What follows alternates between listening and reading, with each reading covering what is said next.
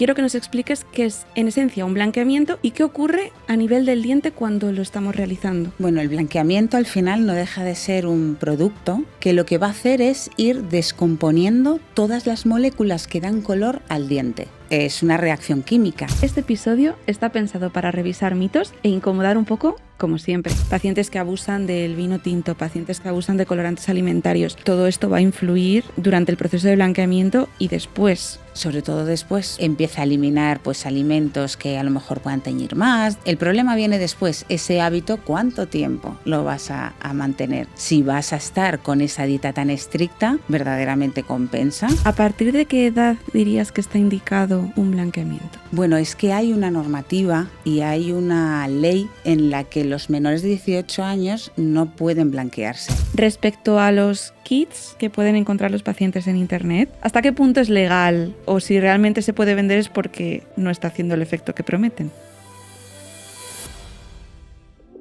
¿Quién no ha soñado alguna vez con tener los dientes más blancos? En un mundo donde la imagen cuenta y mucho, el blanqueamiento dental se ha convertido en uno de los tratamientos estéticos más demandados, pero también es, sin duda, uno de los más controvertidos. Influencers anunciando pastas blanqueadoras milagrosas, kits para blanqueamientos de en casa que prometen sonrisas de Hollywood. ¿Qué hay detrás de todo esto? ¿Hasta qué punto son seguros estos productos? Cuando una peluquería o centro de estética anuncia que hace blanqueamientos dentales, ¿son realmente blanqueamientos? Es muy importante tener expectativas realistas cuando buscamos una sonrisa más luminosa y conocer los hábitos que interfieren en el proceso del blanqueamiento. En definitiva, ¿por qué confiar en un profesional es mucho más importante de lo que parece? Soy Beatriz Turegano, odontóloga especializada en periodoncia, y este episodio está pensado para revisar mitos e incomodar un poco, como siempre. En boca de muchos, by Curaprox, el podcast para descubrir que tu salud empieza por tu boca. Y para ello, no se me ocurre mejor compañera que Isabel Giraldez. Ella es odontóloga experta en estética dental y expresidenta de la Sociedad Española de Odontología Conservadora y Estética, y además actualmente docente en la Universidad Rey Juan Carlos. ¿Qué tal, Isabel? ¿Cómo estás? Muy bien, ¿qué tal estás, Beatriz? Un placer tenerte. Cuando hablamos de blanqueamiento en España, yo creo que el primer perfil que se nos viene a la cabeza es el tuyo. Es un honor tenerte aquí en el podcast. Vamos a revisar un poco todo lo explicado en la introducción, pero en primer lugar, ya que dentro de todos los tratamientos que hacemos en estética nos vamos a centrar hoy especialmente en el blanqueamiento, quiero que nos expliques qué es, en esencia, un blanqueamiento y qué ocurre a nivel del diente cuando lo estamos realizando. Bueno, el blanqueamiento al final no deja de ser un producto a base de un peróxido, que es como el agua oxigenada al final, que lo que va a hacer es ir descomponiendo todas las moléculas que dan color al diente. Para eso es una reacción química. Entonces lo que hay que hacer es controlar muy bien qué productos vamos a utilizar y qué tiempos vamos a utilizarlo en cada diente. Vale. En las clínicas hacemos varios tipos de blanqueamientos. ¿Cuáles son las diferencias entre todos estos presupuestos, estos tipos de tratamientos que se le ofrecen al paciente? Bueno, es algo que yo siempre intento explicarle a los pacientes, que no todos los dientes son iguales, no todas las manchas son iguales. Uh-huh. Al final cada diente, y tú lo sabes bien, es como una huella dactilar de cada paciente, ¿verdad? De cada persona. Entonces es importante que los pacientes entiendan, que cada persona comprenda que cuando vienen a la consulta a hacerse un tratamiento de blanqueamiento, tenemos que ver muy bien cuál es la causa, qué alimentos toma, si ha realizado algún hábito como fumar o beber mucho té, o a lo mejor algún medicamento por alguna enfermedad que haya tenido. Eso va a dejar una pequeña huella, una mancha específica en el diente que hay que tratarlo de una manera especial. Lo que siempre hablamos de individualizar cada paciente. ¿A partir de qué edad dirías que está indicado un blanqueamiento? Bueno, es que hay una normativa y hay una ley en la que los menores de 18 años no pueden blanquearse.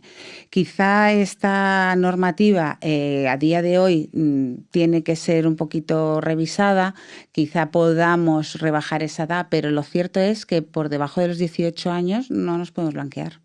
Vale. ¿Hay algún requisito especial que deban de cumplir los pacientes para hacerse un blanqueamiento?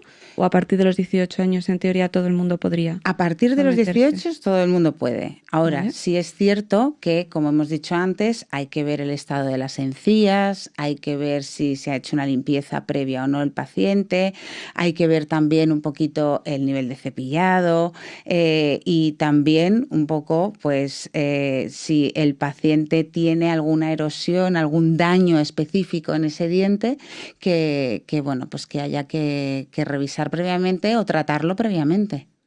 Yo le explicaría sobre todo a las personas que quieren hacerse un blanqueamiento que cada persona, en función de todo esto que estás comentando, debería tener una expectativa realista del resultado que vamos a conseguir, ¿no? Y que Sí. desde la clínica esto se debe explicar desde el primer momento, que no es lo mismo partir de un blanco X y conseguir ese blanco deseado a partir de una medicación o a partir de unos dientes que han llevado toda esa huella que comentas, ¿no? Es muy normal. Yo creo que todas las personas, cuando vemos a un familiar, a un amigo y tiene una sonrisa espectacular, pues hoy yo quiero lo mismo. Claro. Entonces, ¿cómo puedo conseguir ese blanco tan radiante que tiene pues esta amiga o esta persona?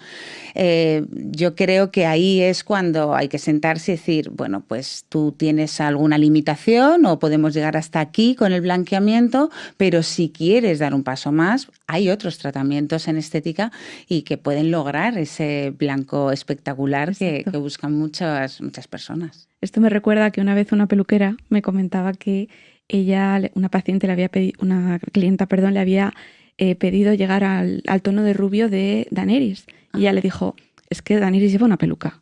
Claro. Y creo que pasa muchas veces con los blanqueamientos que alguien dice, yo quiero esta sonrisa, y dices, que son claro, es que son carillas, claro, que no hemos hecho un blanqueamiento previo, entonces hay que ser realista. Claro, el blanqueamiento consigue aclarar el color del diente llegando a un tono natural. Cuando ya buscamos algo que roza lo sobrenatural, tenemos que ir al artificial, que ya son las carillas. Exacto. Dentro de una misma boca, ¿dirías que hay dientes que por algunos factores blanquean más que otros? ¿O todo blanquea más o menos igual? Más que otro es la velocidad. Uh-huh. En toda la zona posterior, los dientes de una manera natural son más saturados, más oscuros. Vale. Hacia las muelas. Hacia las muelas. Empezando desde los colmillos, ya son ligeramente más amarillentos. Vale. La zona delante, por norma general, suele ser un poquito más clarita, más blanquita. O sea que cualquiera que se esté mirando ahora en el espejo, a ver si a mí me pasa también, claro, es absolutamente normal. De hecho, es lo más normal. Sí. También la parte de abajo suele ser un poquito más amarilla que la parte de arriba. Por tanto, el ritmo al que hay que ir blanqueando los dientes tiene que ser diferente, porque si no, siempre vamos a ver esa discrepancia. Claro, y uno no va a ser capaz de decir, ay, está funcionando el blanqueamiento, que eso es muy habitual, que lleguen a consulta, a las revisiones y digan, ay, noto que pues el colmillo no se blanquea. Y sí se está blanqueando, pero siempre comparamos con el diente vecino. Que sigue blanqueándose. Claro que se blanquea más. Muy bien. Y respecto a la forma de, por ejemplo, la alimentación, pacientes que abusan del vino tinto, pacientes que abusan de colorantes alimentarios o pacientes ya fumadores, todo esto va a influir durante el proceso de blanqueamiento y después. Sobre todo después, porque claro, date cuenta que una persona entra a la consulta con un diente amarillento. Empieza a blanquearse, tiene mucho cuidado durante el tratamiento, empieza a eliminar pues alimentos que a lo mejor puedan teñir más, deja de beber su vino tinto o a lo mejor alguna infusión o incluso el café, que ahora hablamos de eso. Pero el problema viene después, ese hábito, ¿cuánto tiempo lo vas a mantener? Y luego si compensa, que yo siempre se lo digo a los pacientes, si vas a estar con esa dieta tan estricta, verdaderamente compensa. Entonces lo que hay que hacer es eliminar ciertos hábitos, pero que se puedan mantener sobre todo después, porque si no, esa recidiva, ese retroceso va a ser muy rápido.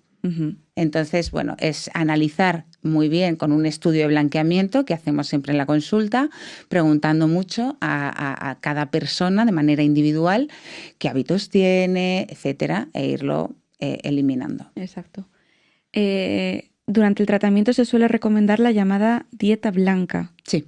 Explícanos en qué consiste. Bueno, la dieta blanca, yo no soy muy amiga de la dieta blanca porque hay ciertos alimentos que, por supuesto, manchan, verdaderamente todos los alimentos manchan, pero no todos manchan a la misma velocidad. Las infusiones, que son tan ricas, tan sanas, que están tan de moda, desgraciadamente son las que más manchan. Más que el café incluso. Muchísimo más que el café, muchísimo más que el café. Uno puede estar tomando su café, incluso café negro, sin diluir en leche ni nada. Va a manchar mucho menos que un té negro, un té matcha. Eso mancha muchísimo. Vale. Entonces, le digo a los pacientes que acuden a consulta, no lo tomes nunca más. No, los advierto. Entonces, lo que hacemos es una estrategia de mantenimiento de ese blanqueamiento. Es decir, bueno, tú vas a seguir bebiendo tu té matcha porque te funciona bien, porque te lo han recomendado, etcétera, etcétera. Me parece bien.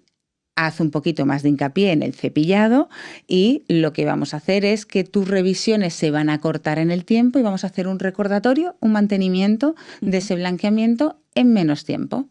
Claro, porque más o menos el intervalo de tiempo de un paciente que viene, no se ha hecho nunca un blanqueamiento, al que se lo ha hecho, ¿cada cuánto debería revisarse el blanqueamiento? Cada 6 meses me gusta revisarles caries, hacer una profilaxis, una limpieza de boca, revisar esas encías y revisamos el color. Y vemos un poco cómo ha ido retrocediendo, perdiendo. Es verdad que los primeros 6 meses siempre la gente se cuida mucho. Espectacular. Nos cuidamos todos muchísimo. Pero esas revisiones cada 6 meses hacen un recordatorio y anima al paciente a, venga, tengo que conseguir mantenerlo otros 6 meses más, pero si no, no pasa nada, que se puede hacer un mantenimiento. Fenomenal. Y respecto a los mitos que tú te encuentras en la consulta cuando el paciente va a ti y dice, yo quiero que Isabel Giraldez me haga un blanqueamiento, ¿qué mitos te encuentras? ¿Qué te cuentan ellos que dices, esto se lo tengo que desmontar? Sí, porque bueno, no es real? Pues que sobre todo que en una sola sesión, en una sola cita, van a conseguir un blanco espectacular. Verdaderamente lo que sucede en una cita es más una deshidratación, es decir, el diente que tiene agua. Durante ese blanqueamiento y sobre todo cuando utilizamos concentraciones muy potentes, que son las que se utilizan en una sesión, pues consiguen deshidratar mucho el diente. Entonces vemos el diente muy blanco, casi mate, pero eso a lo largo del tiempo, a lo largo de 15 días, se va rehidratando y entonces esa sensación inicial con el que el paciente sale de la consulta se pierde. Y entonces viene el paciente a decir, ya he perdido mi efecto de blanqueamiento, esto no funciona, yo pensé que era de otra manera. Entonces ahí hay que explicarles muy bien que el blanqueamiento poquito a poco para ir eliminando muy bien todas esas manchas. Fenomenal. Respecto a los kits que pueden encontrar los pacientes en internet, cualquier persona se mete en Amazon, puede ver que se venden kits de jeringas, de tiras blanqueadoras. ¿Qué hay de verdad en todo esto? Porque hay algunos incluso que te venden la lámpara todo para activarte el blanqueamiento en casa. Todo esto, ¿hasta qué punto es legal vender algo así? O si realmente se puede vender es porque no está haciendo el efecto que prometen. Bueno, hay 2 cosas. También hay una normativa respecto a esto en la que no se pueden vender de manera libre. Es decir, que cualquier persona puede acceder por internet o cualquier plataforma a comprar productos que contengan más de un 0,1% de peróxido, que es el agente que hace que blanquee. ¿De acuerdo? Vale. Dicho esto, la OCU llegó a mirar las pastas de dientes, todos estos productos, y la gran mayoría no contienen ningún tipo de estos agentes. ¿Qué contienen? Contienen abrasivos, enzimas, que lo que hacen es quitar, eliminar manchas superficiales del diente. Bueno, ahora mismo las personas que nos están viendo pueden decir, bueno, pues fenomenal, me quita las manchas de los dientes. ¿Qué pasa a lo largo del tiempo si abusamos de este tipo de pastas, tiras, geles que podamos encontrar en internet? al final lo que va haciendo es adelgazar nuestro esmalte, que es nuestro barniz protector del diente. Y eso va a dar lugar incluso a un amarillamiento a lo largo del tiempo. Aumento de sensibilidad, pérdida de volumen de la estructura del diente, incluso en casos mucho más graves, a fracturarse ese esmalte. Entonces, hay que tener mucho cuidado porque no pasa ningún tipo de filtro ni inspección por la Agencia de Medicamentos, todo este tipo de productos.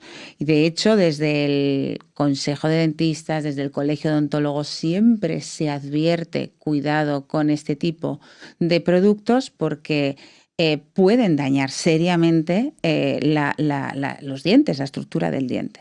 Así que siempre hay que acudir a un profesional, a un dentista en una clínica dental cuyos productos son completamente seguros porque están registrados por la Agencia del Medicamento. Vale. Dentro de todos estos productos, que ya no solo lo que blanqueas, sino has comentado el tema de las pastas que tienen ese apellido de pasta blanqueadora. Siempre le decimos a todo el mundo, hay que leer las etiquetas pues desde las legumbres hasta los cosméticos y tal. Dentro de las pastas dentales, yo, por ejemplo, sospecho mucho de una pasta cuando el primer ingrediente, que es el más común, suele ser un kaolín, un abrasivo, un carbonato. O sea, creo que eso es importante enseñárselo a las personas, que la pasta de dientes está para unas cosas, pero que cuando el primer ingrediente ya es un abrasivo muy grande, no es porque nos esté blanqueando, ¿no?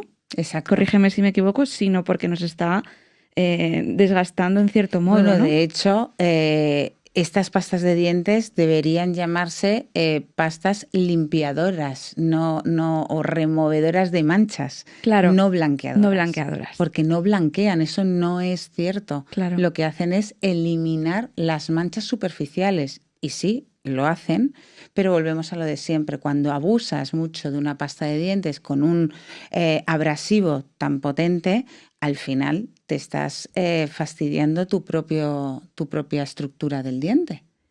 Vale. Entonces, para que quede claro y terminando esta sección, legalmente, quien puede aplicar un producto, has hablado del 0,1%, Sí. ¿Qué concentración es la que, a partir de la cual empiezas a colocar, por ejemplo, en la consulta? Para que la gente se haga una idea. En la consulta generalmente trabajamos un 6% del peróxido de hidrógeno. De 0,1 a 6. Claro, para que empiece a hacer efecto. Vale. Entonces es que no tiene nada que ver y además manejándolo muy bien no hay absolutamente nada de sensibilidad. Hay muchas técnicas que se pueden aplicar. Exacto. Bueno, riesgos que existen cuando alguien se realiza esto por su cuenta, pero ¿hay riesgos del blanqueamiento dental aplicado en la consulta? Bueno, aplicado en la consulta al final es como todo. Si no hemos hecho una previa entrevista, estudio a ese paciente para ver qué hábitos tiene, a lo mejor no estamos cayendo en la cuenta de que ese paciente pues, puede tener un problema de acidez o que tenga una erosión dentro de ese diente. Entonces, lo que aconsejamos siempre es revisar muy bien al paciente toda la estructura dental para, dentro de la multitud de concentraciones que podemos tener de productos, aplicar la más adecuada a ese paciente. Normalmente yo a las personas que ya vienen con sensibilidad, además de hacerle un tratamiento para la sensibilidad, que existen pastas, cepillos, técnicas que se trabajan mucho en consulta, lo que hago es aplicarles una concentración muy bajita. Tardamos un poquito más de tiempo, pero conseguimos el mismo resultado. Vale. Entonces es seleccionar el mejor blanqueamiento para cada persona. Perfecto. Respecto a las peluquerías y centros de estética que hacen blanqueamientos, no deberían llamarse así. No son. Vale. No se para puede dejarlo aplicar claro. Blanqueamiento en una peluquería, por supuesto que no, ni en un centro estético. Tiene que ser aplicado bajo la supervisión de un odontólogo, de un profesional. Vale. ¿Y el daño que comentabas tiene tratamiento o una vez que el diente se daña ya es irreversible? Tiene tratamiento, pero no revertimos el daño de manera natural. Es decir, el esmalte una vez que se pierde, se ha perdido. No se regenera. Claro. Entonces, tendremos que aplicar ciertos tratamientos un poquito más, vamos a decir, menos conservadores, porque, claro, el daño es aún mayor. Entonces, eso hay que vigilarlo antes de que lleguemos a ese estado de punto de no retorno, vamos a decir. Pero para todo hay tratamiento. Hemos visto casos en los que siempre hay un tratamiento. Vale. Y comentábamos al principio que los blanqueamientos, una vez que se hacen, es necesario hacer un mantenimiento. ¿Hay algún intervalo de tiempo en el que debamos de repetir ese blanqueamiento en el tiempo? El mantenimiento es como un poco, yo siempre lo comparo con las limpiezas, profilaxis que decimos nosotros, los mantenimientos de las encías, etcétera. Al final, todo el mundo come, bebe, vive al final. Entonces, se van a manchar los dientes y no pasa nada. Con cierto cuidado para que no haya un retroceso muy rápido, pero los mantenimientos se pueden realizar de manera segura. Volvemos a lo mismo. Dentro de la gama de productos que yo tengo y de concentraciones que yo tengo, aplicaré la más apropiada para cada paciente. No tengo que aplicar una concentración muy elevada siempre que viene un paciente a consulta, porque entonces sí que estoy haciendo una iatrogenia, es decir, estoy cometiendo yo una falta grave sobre esa estructura dental. Entonces hay que ir con cuidado e ir viendo mucho en cada caso, pero los mantenimientos son muy seguros. Vale. ¿Y alguien que fuma? Bueno, esto es como todo. Alguien que fuma lo que tiene que hacer es dejar de fumar. O sea, está claro. Siempre digo lo mismo. Ahora mismo tienes manchas de nicotina, manchas de alquitrán en tus dientes que se van a quitar con una profilaxis, con una limpieza, y el color amarillento, incluso anaranjado que puede tener el diente, lo vamos a eliminar con un blanqueamiento, pero no es lo mismo una persona que bebe café, el retroceso que tiene, a un fumador. Va a tener muchísimo más, por no hablar de lo perjudicial que es para la salud. Entonces, es cierto que muchas veces muchos fumadores aprovechan ese tratamiento de blanqueamiento como un empujón para motivación de dejar de fumar. Total. Claro. Yo los animo siempre, pero sí que es verdad que si yo sospecho que vuelven en esas revisiones otra vez a fumar, digo, pues vale, hay que tener aquí una negociación. Todo claro. En resumen, si un paciente se plantea cambiar el color de sus dientes, mejorar la estética, ¿qué preguntas debería realizarse o qué tendría que tener en cuenta antes de ir a una clínica, buscar un profesional? Todo esto a modo de resumen, ¿cuáles serían tus indicaciones? Bueno, mis indicaciones lo seleccionaría en dos grandes grupos o tres. Su hábito es fácilmente reconducible, es decir, fumador o un paciente que bebe 3 tés al día. Pues el que bebe 3 tés al día probablemente pueda aguarlo un poquito más o reducir esa cantidad de tés. El fumador es cuestionable, porque es verdad que si fuera tan fácil dejar de fumar, pues ya dejarían de fumar todos, ¿no? Eso por un lado. Por otro lado, ¿hay o no hay sensibilidad previa al tratamiento? Si fuera así, hacemos primero un tratamiento para esa sensibilidad, reconduciendo un poquito, que a veces es por hábitos del paciente, cambiando pastas de dientes, incluso dando algún tipo de gel o algún tratamiento específico en ciertas estructuras, en ciertas zonas del diente que a lo mejor se han dañado, como en los cuellos, etcétera.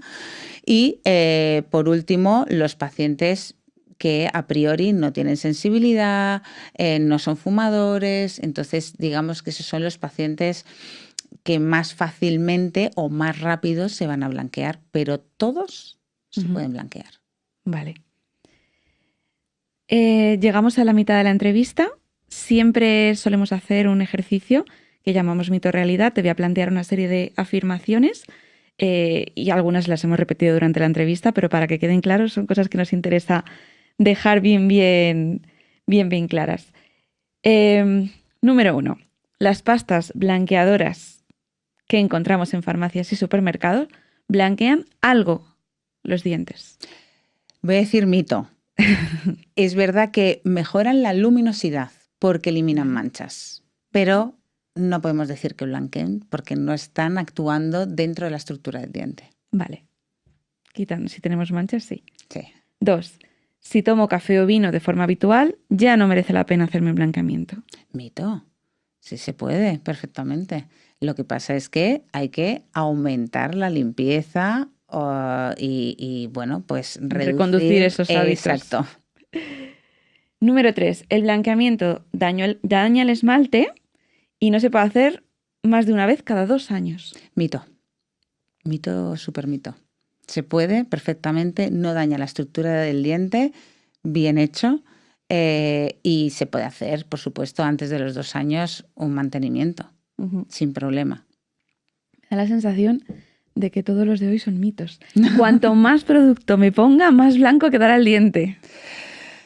Llega un momento en el que el diente ya no blanquea más. Colapsa, se deshidrata, ¿no? Claro, más que se deshidrata, lo que le pasa al diente es que ya no tiene más manchas que eliminar. Entonces, cada diente, es lo que hemos dicho antes, hay una huella ahí de cada diente y cada estructura es diferente. Hay dientes más translúcidos que no van a tener el mismo aspecto que esos dientes opacos que parecen carillas. Entonces, llega un momento en el que hasta aquí hemos llegado.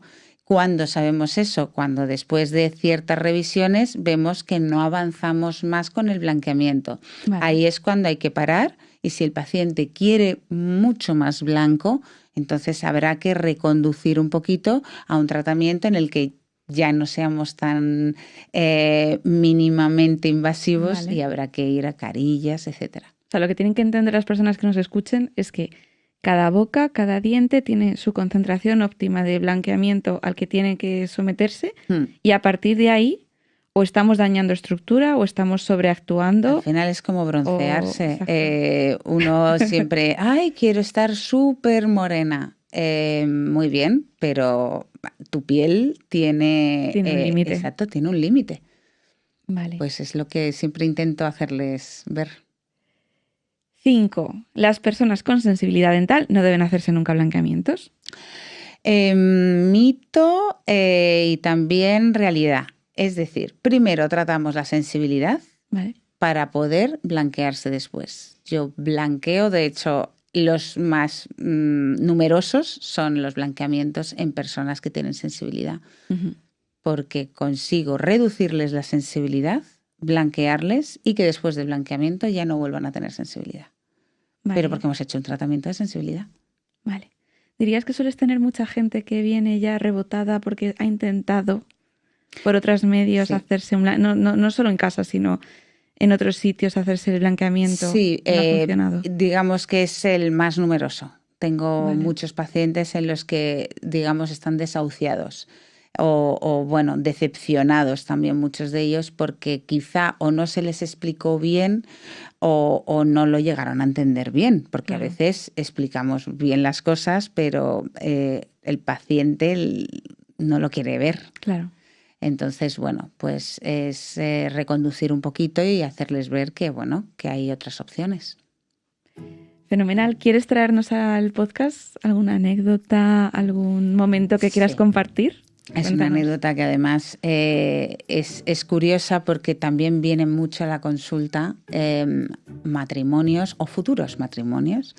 Y una vez vino una pareja que se iban a casar. Entonces, queremos blanquearnos. Entonces, ya desde esta anécdota lo advierto siempre. Entonces, bueno, pues a cada uno le doy su kit. Oye, tú tienes que blanquearte con estas jeringas y tú te vas a blanquear con estas otras. ¿Por qué? Porque, claro, uno de ellos tenía más sensibilidad que el otro. Entonces, no podían ir al mismo ritmo. Digo, no os preocupéis porque vamos a llegar al máximo de vuestra capacidad. Ah, fenomenal, fenomenal. Bueno, yo creí en las revisiones que no se casaban, porque había un robo entre ellos de blanqueamiento, comparaban, no, porque a ti te está blanqueando más, porque claro, déjame tu jeringa, es más potente que la mía. Bueno, una cosa horrible. Entonces, ya desde entonces intento explicarles y decirles, no te puedes comparar con ella o con él o con tu pareja, porque porque no somos iguales. Entonces lo advierto mucho, pero que llegó un momento que de verdad pensé que no se casaban. Así que, bueno. Cuando el blanqueamiento ya descubre este tipo de cosas de la pareja, ya hay que plantearse. Qué bueno, pues oye Isabel, muchísimas gracias por habernos acompañado hoy. Nada, a vosotros. Me ha gustado mucho la entrevista, he aprendido muchas cosas y por nuestra parte nos vemos dentro de 2 semanas. Si tienes cualquier consulta, cualquier tema que quieras que tratemos en el podcast, síguenos en nuestras redes sociales, Curaprox Spain, Curaden Spain, y haznos llegar tu consulta y la tendremos en cuenta. Nos vemos. En boca de muchos, by Curaprox, el podcast para descubrir que tu salud empieza por tu boca.